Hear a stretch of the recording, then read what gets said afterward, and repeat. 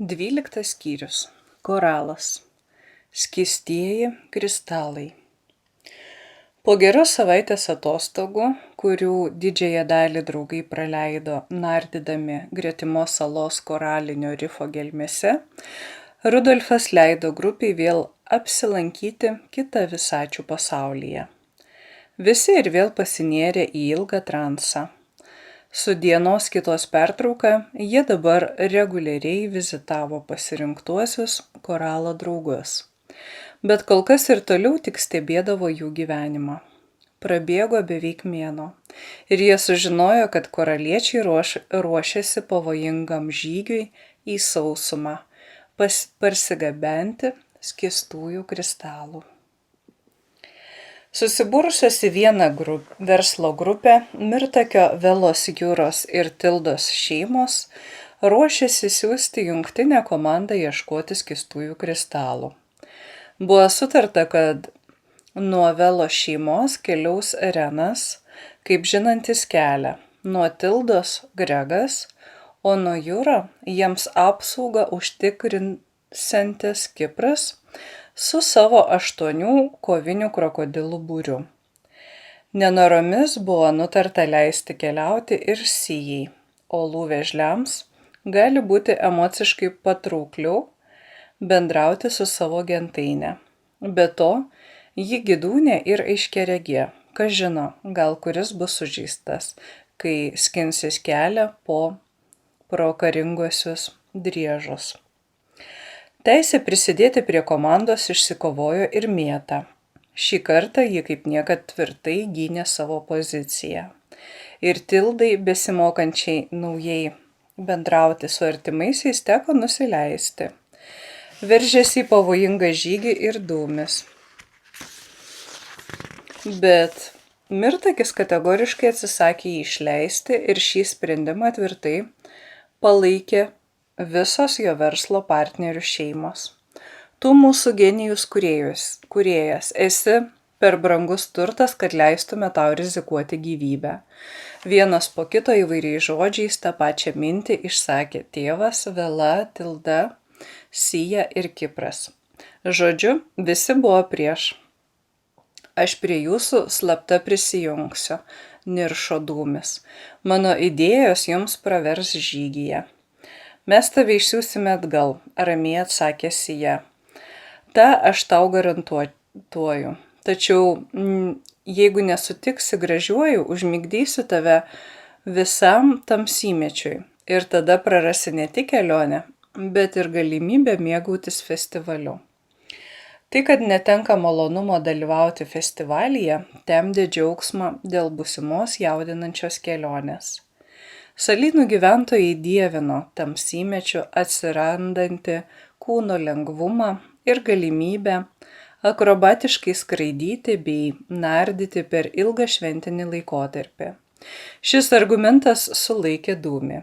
Mieliau nepaklustų, bet jei jį užmigdys, o ji taip ir padarys, tai negailestinga ir nesupratinga žemės kirminė, tai kokia prasmė prarasti dar ir šventės siautulio malonumą, niūriai mąstė dūmis.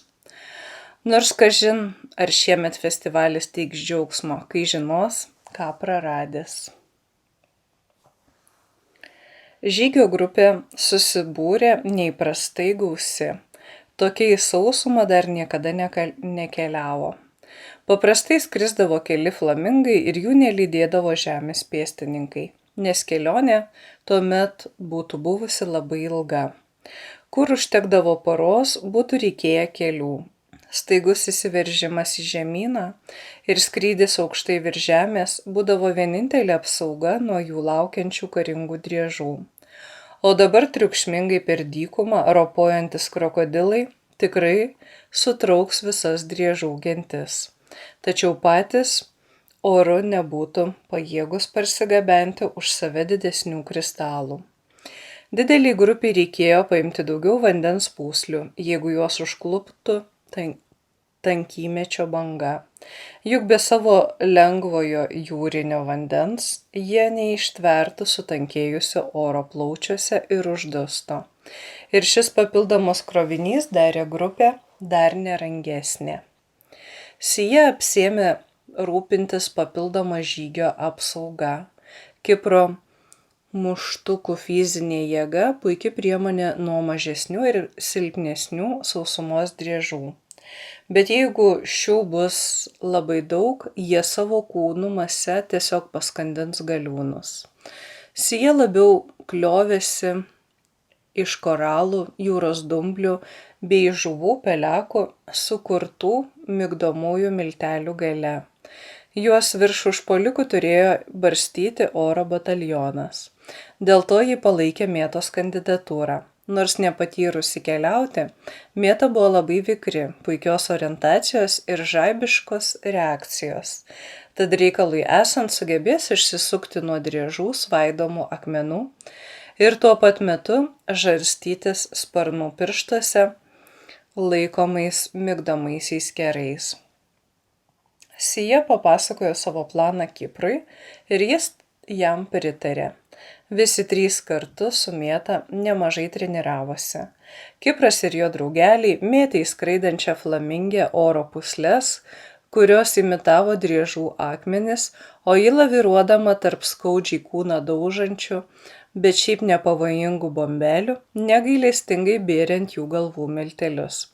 Tai buvo juoko milteliai. Reikėjo kokio nors užtaiso, kad būtų galima patikrinti Sijos priemonės poveikį. Ir ji pasirinko nekaltą, netgi visiems patinkantį mišinį. Kai visi jos priešai raitydavosi apimti juoko priepuolio, Mėta didingai nusileisdavo, pati pauostydavo Sijos miltelių ir prisijungdavo prie bendros linksmybės. Treniruotės buvo smagios. Kai didysis mėlynragis ilgosios nakties periodu visiškai uždengė abi saulės, kristalų ieškotojai iškeliavo į sausumą. Pro gentis, kurios jų laukė pakrantės ruože, prasiveržė lengvai, pūtė stiprus vėjas nuo vandenyno ir Mėta spėjo užliuliuoti driežus anksčiau, nei tie į juos paleido pirmąjį akmenį. Panašiai sklandžiai susitvarkė su keliomis kitomis grupėmis giliau žemynė. Kipras juokavo, o kam aš ėmiau tiek tvirtų karių, galėjome leisti Mėtą susiję dviese. Į žvalgybą, taip, sutiko Renas, bet kaip jos pargabentų į salyną kristalus?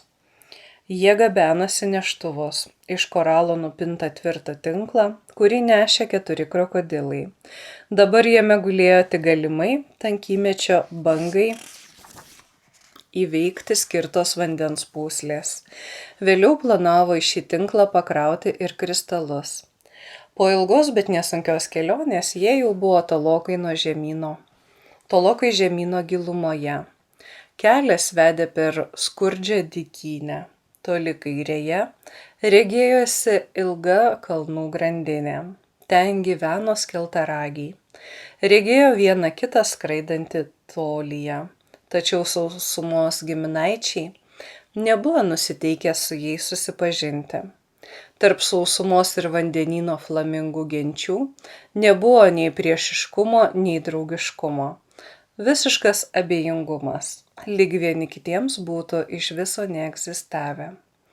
Jau visiškai prie pat tarė Renas šalia skrendančiam Gregui ir nurodė jam bei Mėtai leistis. Kažkur čia žemėje yra platūs plyšiai, tai įėjimas į jų olas, pasakė jis, kai visi susibūrė pasitarti. Iš viršaus jų nematyti, nes jie pridengti sausumos koralų atšakų. Eikime lėtai, dairykimės. Gal pasklisime plačiau, kad daugiau aprėptume, pasiūlė vienas iš apsaugos krokodilų. Neverta rizikuoti, paprieštaravo Renas. Čia gyvena kelios požeminių driežų gentis. Jos gali kiekvieną akimirką išlįsti iš savo slaptaviečių. Jo, kaip patyrusio keliautojo, paklausė. Būrys ėjo lėtai, įdėmiai dairėsi į šonus, kojomis kapstė kietus sausumos koralus ir tarp jų ieškojo olų. Staiga žemė aplink sujudėjo ir iš jos ėmė lysti maži vikrūs driežiukai.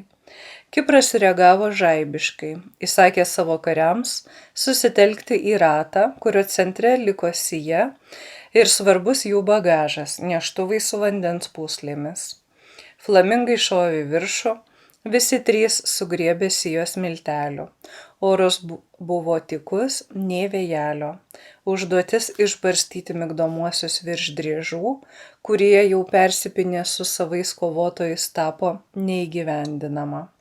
Belieka tikėtis, kad Kipro būrys atsilaikys, sumurmėjo susijaudinęs Renas.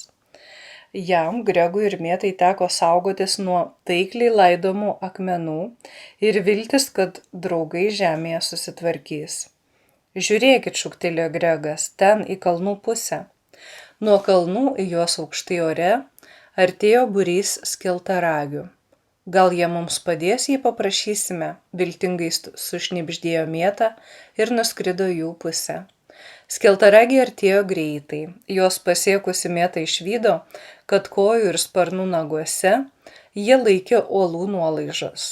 Paukščiai buvo stambesni už savo jūrinius giminaičius ir jų gabenami akmenys buvo įspūdingų matmenų.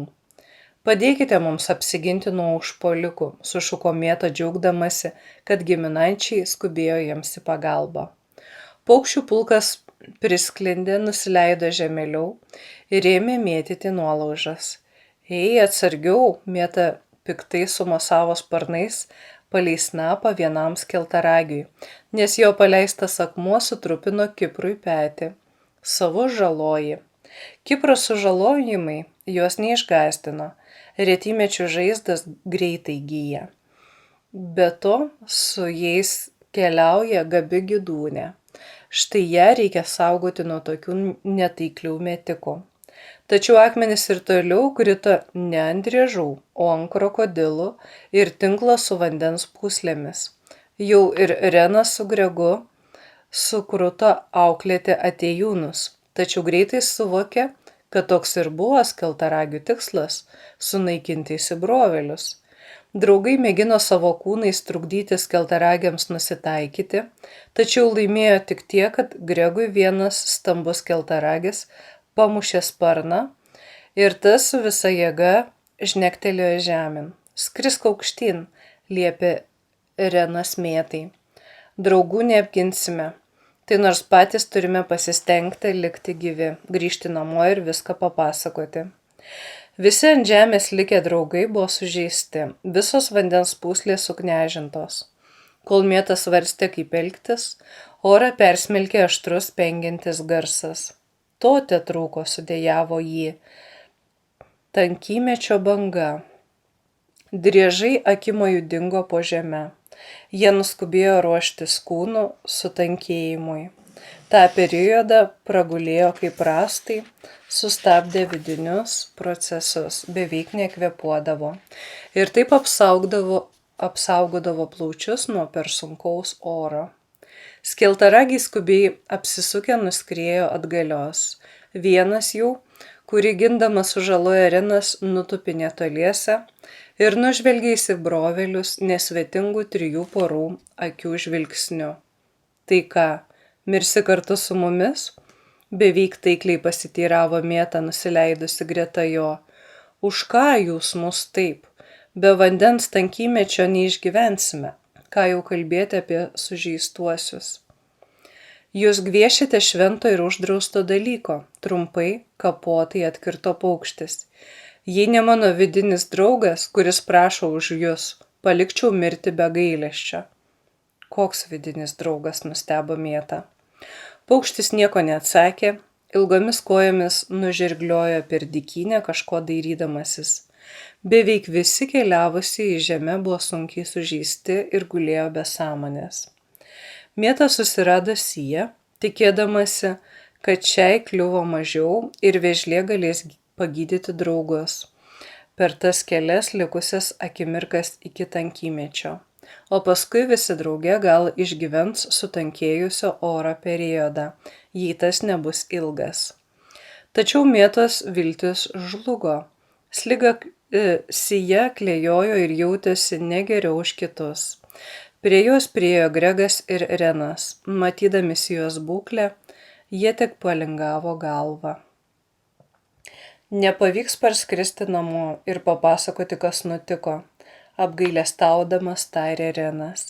Jeigu mūsiškiai suruoš kitą ekspediciją, jiems nutiks tas pats. Tie kristalai turbūt labai galingi, jei juos saugoti susijungę driežai su skeltaragiais. Kaip norėčiau nors vieną jų pamatyti. Kažin ar po mūsų dar kas keliaus, atsakė Gregas. Tik tu žinojai kur, o tokio didelio būrio žūtis atbaidys nuo tolesnių bereikalingų praradimų. Oras ėmė nemaloniai tankėti. Įkvepiant, skausmingai raižė plaučius. Kūnai sunko, darėsi nepaklusnus. Sijos sąmonė sklandė nesugebėdama susitelkti.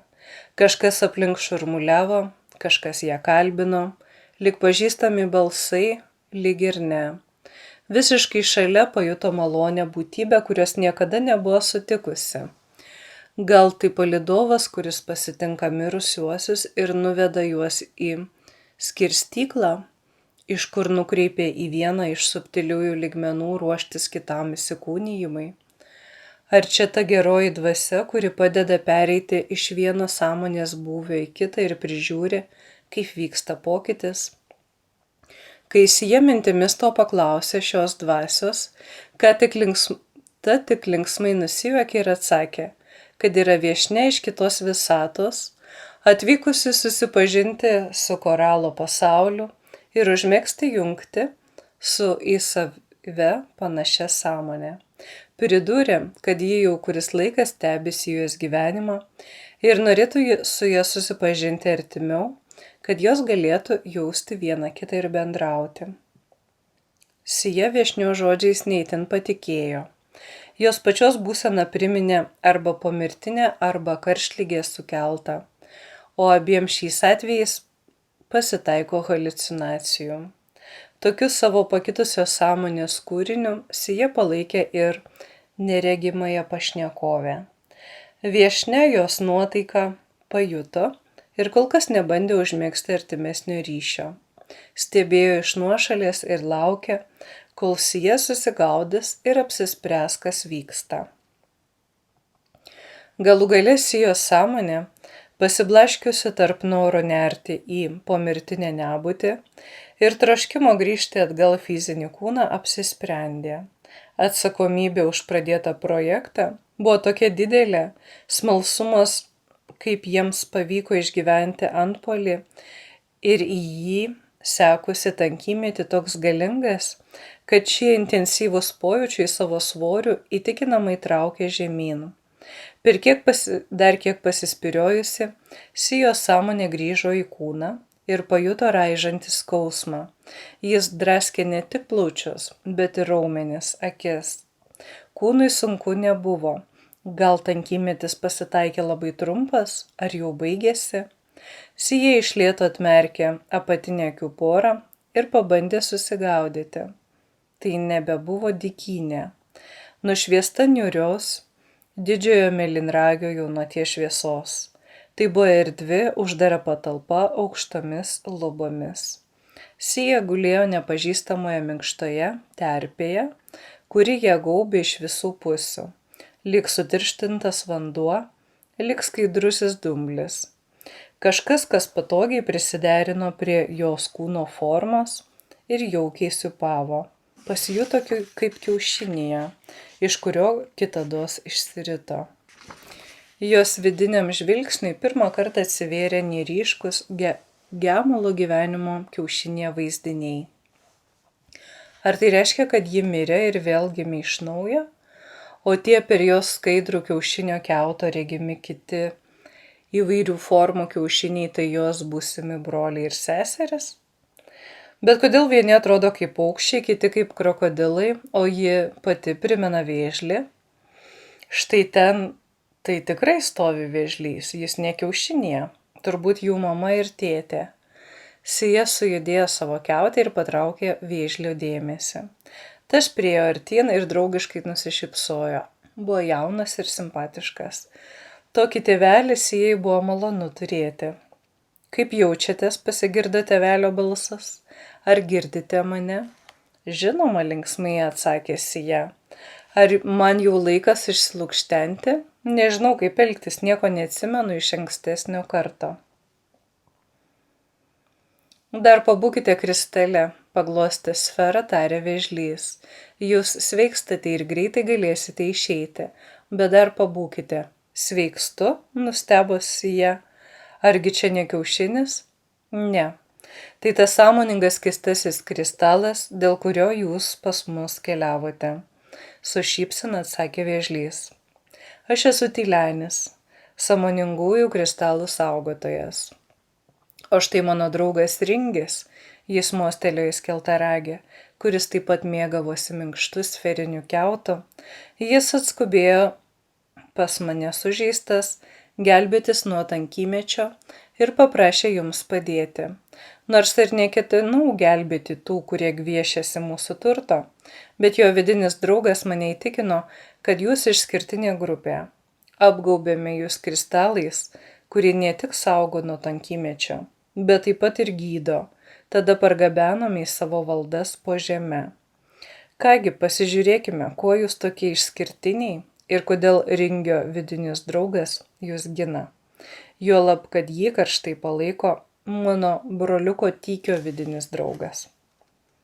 Sijai visiškai grįžo sąmonė. Jau žvitriu visų 3 akių porų žvilgsniu, perskrodusi ir įvertinusi aplinką, jie stebėjosi, kaip kristalinės sferas galėjo palaikyti kiaušiniais. Štai ten, kaip ji, kristaluose gulėdami, jėgas atgauna Kipras su savo kariais, Mėta, Gregas, Renas, va ir tas keltaragis, o už jų visus smalsiai stebi jaunas vėžliukas. Matyt, jis bus Tylenio brolis. Kai visų ligonių žvilgsniai tiek susifokusavo, kad suvoktų aplinką, Tylenis jiems pakartojo, ką sakęs Sijai. Sąmoningieji kristalai saugo mūsų planetos gyventojų sąmonės tyrumą, kalbėjo jis. Tai tyrosios idėjos, kurių vibracija užduoda toną, čia besivystančiai sąmoningai gyvybei. Aš esu atvykęs iš subtiliųjų pasaulių su užduotimi padėti šios planetos gyventojams sąmonėti saugiai, sklandžiai ir taikliai.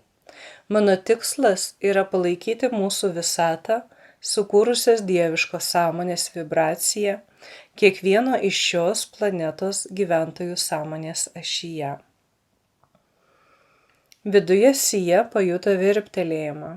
Paskui jos ausyse nuskambėjo susižavėjimo kupinas šauksnis. Visatos sąmonės ašies kamertonas. Nuo šios netikėtos replikos, kuris suskambo ne iš išorės, o iš vidaus, Sija krūptelėjo. Tylenis tai pastebėjo ir pasisukęs į jos pusę mandagiai pasiteiravo. Ar norėjote ką nors pasakyti? Atleiskite, atsiprašė Sija. Man po sąmonės netekimo girdisi balsai. Matyt, dar ne visa grįžau į kūną iš subtiliųjų planų. Dabar štai vidinis balsas susižavėjęs paskelbė, kad jūs esate mūsų visatos kamertonas. Taip, mūsų kūrusios visatos sąmonės ašies energijų atstovas, linktelėjo Tylenis. Ar jūs taip pat turite vidinį draugą kaip Ringis? O kas tai yra? Paklausė Sija, kreipdamas į Ringį. Ak, dar nespėjome jums padėkoti. Širdingai ačiū. Sako, kažin kodėl mus išgelbėjote, nors iš pradžių beveik negyvai užmėtėte akimis. Nė sparnų dėl jūsų nebūčiau mostelėjęs. Tačiau padėti jums išmeldė vidinė draugė Audra. Oi, staiga žagtelėjo Ringis, lyg būtų prasitaręs, ko negalėjo sakyti. Ką?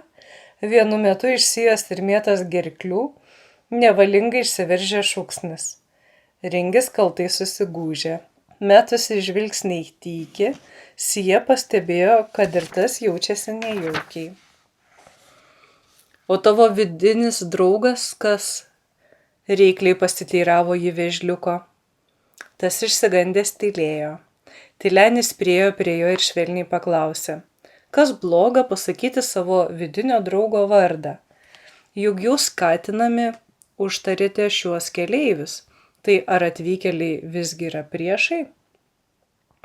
Ne, Tyleni, ne priešai, bet mano vidinis draugas prašė saugoti jo vardą paslaptyje.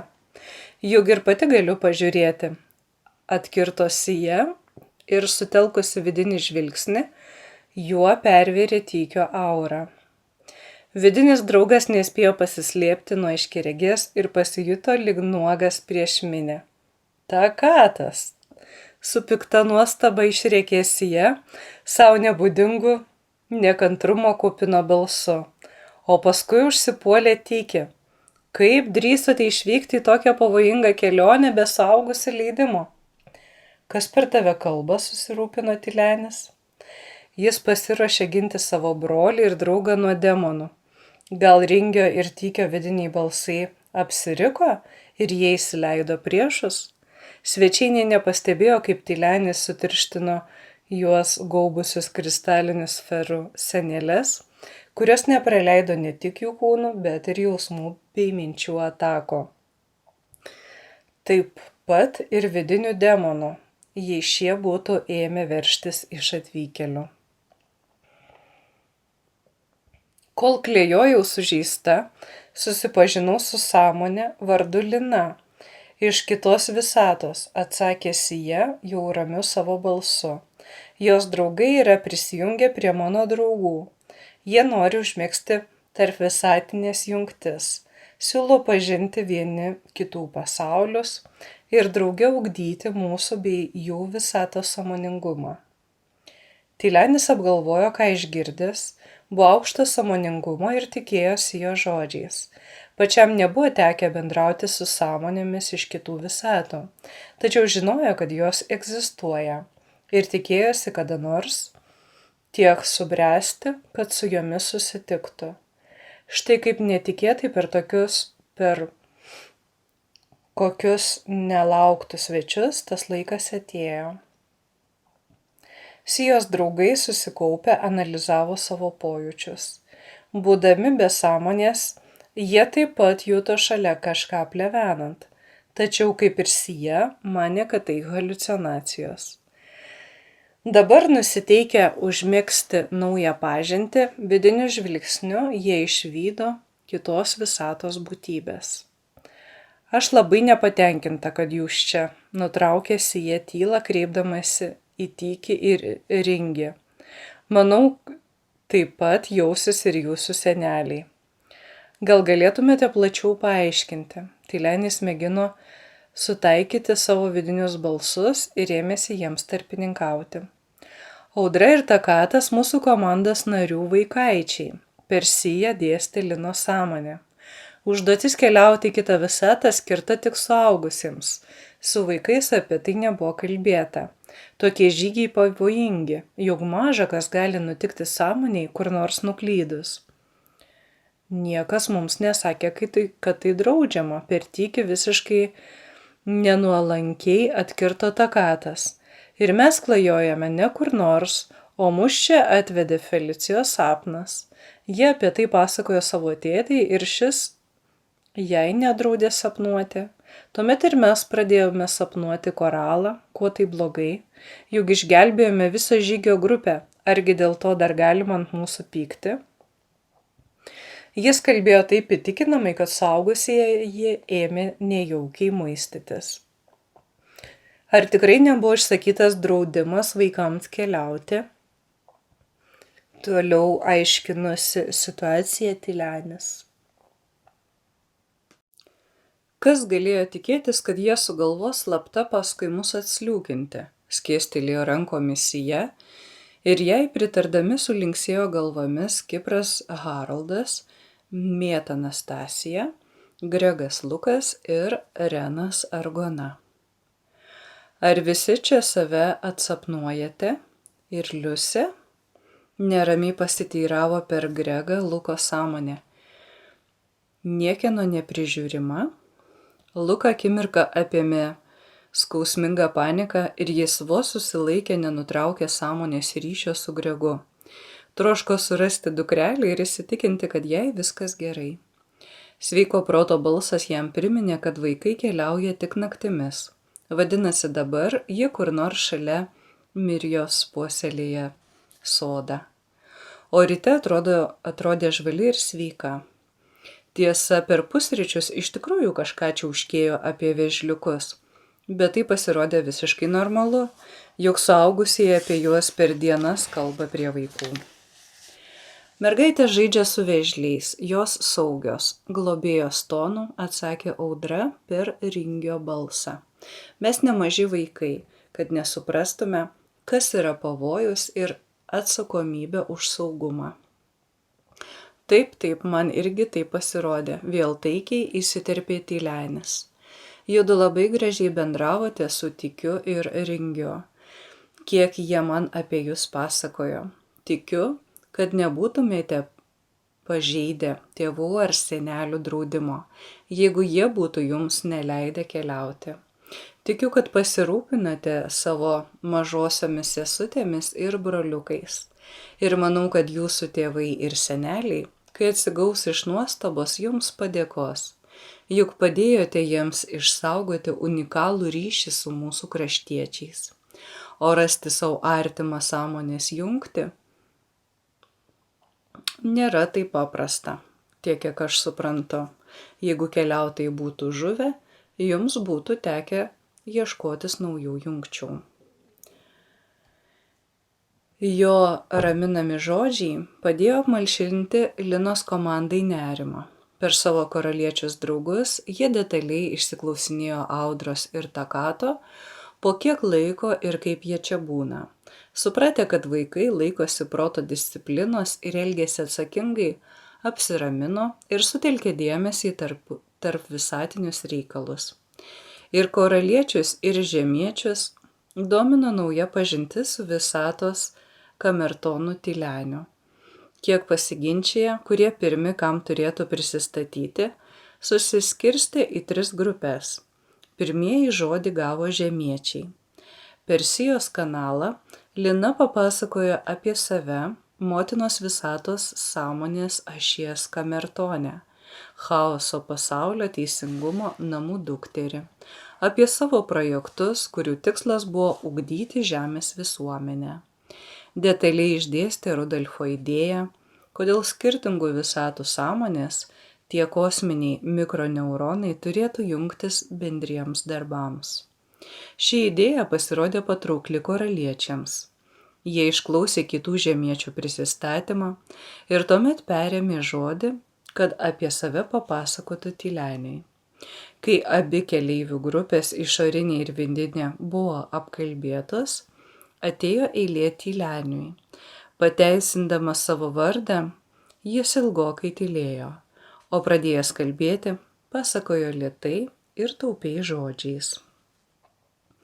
Mano gyvenimas panašus į Linos. Aš taip pat čia atvykau iš aukščiausio mūsų visatos lygmens. Pas mus kitoks subtiliųjų pasaulių skirstimas. Jo dabar neaiškinsiu, gal vėliau. Dabar netai svarbu. Aš taip pat esu dalyvavęs ne viename panašiame kaip šis projekte. Turiu kelis kosminio rango padėjėjus, kaip ir jų žemėje. Vienas jų, skeltaragių genties vadas, Žaibamintis. Jis irgi iš aukščiausių mūsų visatos pasaulių. Tik iš kitos pirminių sąmonių atšakos nei aš. Žaibaminčio gentis man padeda saugoti sąmoninguosius kristalus. Tai tyri gyvybės plano jausmų ir minčių archetipai. Jie harmoningai virpa ir skleidžia į aplinką bangas. Jie žadina mūsų planetos gyventojų kilnius jausmus ir mintis. Kaip Mirjos zuikiai, tyliai murmtelėjo po nosimi Sija. Deja, jie turi šalutinių galių, nors ir kaip saugau šios žinios išsprūsta į pasaulį. Kristalai saugo nuo retymečio, gydo, fiksuoja viso gyvenimo įspūdžius. Dėl to salynų pirkliai nori juos užgrobti. Ne jūs vieni mėginate iki jų nusigauti. Būtų negerai, jeigu kristalai patektų į vaikiškai neatsakingų ir gaivališkiams norams pasidavusių jūsų kraštiečių rankas. Prisipildę žemesnė jūsų sąmonių dažnio virpesių, pavieniai kristalai prarastų tyrumą ir patys imtų skleisti disharmoniją, aistras, niekingas mintis. Kaip zuikius naikinantis vilkai, vėl tyliai pati savo pakomentavo Sija. Tylenis palingavo galvą, lyg pritardamas, lyg šiaip paniręs į savo mintis. Sausumos driežai ne šiaip agresyvus, tęsė jis, tai mano pagalbininkai, tai gyva siena nuo jūsų. Skeltaragiai taip pat yra mano pusėje. Jie dvasiškai labiau subrendę už savo jūrinius giminaičius ir savanoriškai saugo mano požeminės valdas. Kai šie sargai neatlaiko, turiu kelis kristalus, kurie geba sukelti tankymetį. Toks buvo užleistas ir ant jūsų. O jeigu vieną dieną salynų pirkliai vis dėlto prasiverš iki jūsų, paklausė Kipras, juk mūsų civilizacija vystosi, įgyja įvairių galių, technikų, mūsų stabdė tik tas nelemtas tankymetis. Gali būti, kad anksčiau ir vėliau išmoksime valdyti jo poveikį kūnams ir užgrobsime jūsų kristalus. Bus kaip pas mus, už Tylenį atsakė Sija. Jei pakankamai budriai saugosiu savo valdas, salynų gyventojų sąmonė spės subręsti iki aukštos savivokos ir socialinės atsakomybės už savo visuomenės raidą. Tikiuosi, kad spės laiku išaugti iš neišmanimo sukeltos nerūpestingos savęs ir savo aplinkos žlugdymo būsenos, ramiai atsakė Tylenis. Keli projektai kitose planetose sėkmingai baigėsi būtent taip. Nors keli dėja pavyko ne iš pirmo bandymo. Bręstančios sąmonės savaip gudrios, kaip tie jūsų vaikai. Jis linktelėjo į Tykio ir Ringio pusę. Rodos visos sąlygos buvo numatytos, visos taisyklės įvardytos, o žiūrėk rado landą, apie kurią, kaip jūs pati sakėte, jis linktelėjo į Siją, net nepagalvojote. Ir paskui pats save grauži kaltini, kad per tave jų sąmonės nusmuko į žemą vibracinį lygį, iš kurio labai sunku prisikelti. Tylenio rūpestis Linai buvo labai artimas. Jie išspinduliavo jam telepatinį užuojautą ir palaikymą. Jis tai pajuto ir nusišypsojo. Vaikai, jums jau metas atsibusti.